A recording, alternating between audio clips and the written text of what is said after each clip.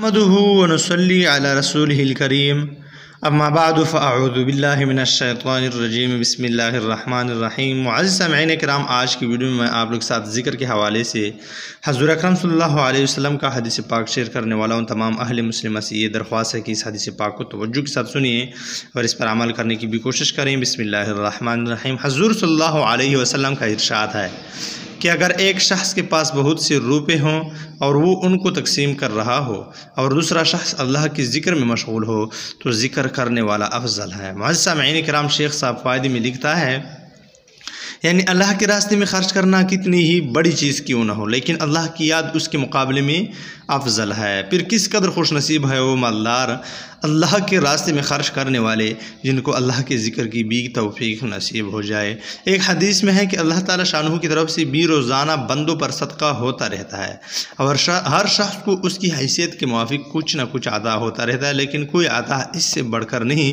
کہ اس کو اللہ کے ذکر کی توفیق نصیب ہو جائے۔ جو لوگ کاروبار میں مشغول رہتے ہیں، تجارت، زراعت، ملازمت میں گرے رہتے ہیں، اگر تھوڑا بہت وقت اللہ کی یاد کے لیے اپنے اوقات میں سے نکال لیں تو کیسی مفت کی کمائی ہے۔ دن رات کی 24 گھنٹوں میں سے 2-4 گھنٹے اس کام کے لیے نکال لینا کون سی مشکل بات ہے۔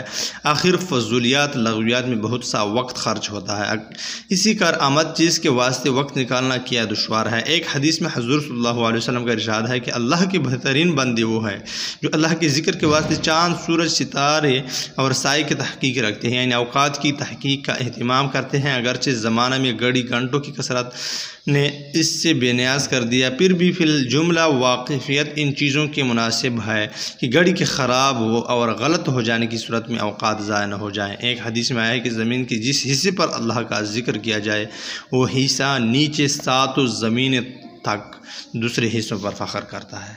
معزز سامعین کرام، ذکر نہایت افضل چیز ہے۔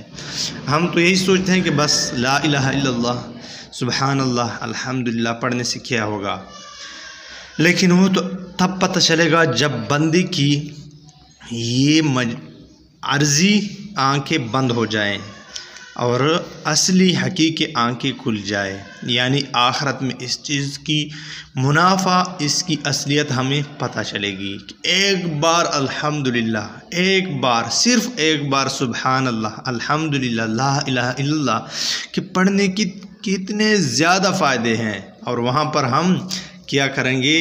خلق و افسوس کریں گے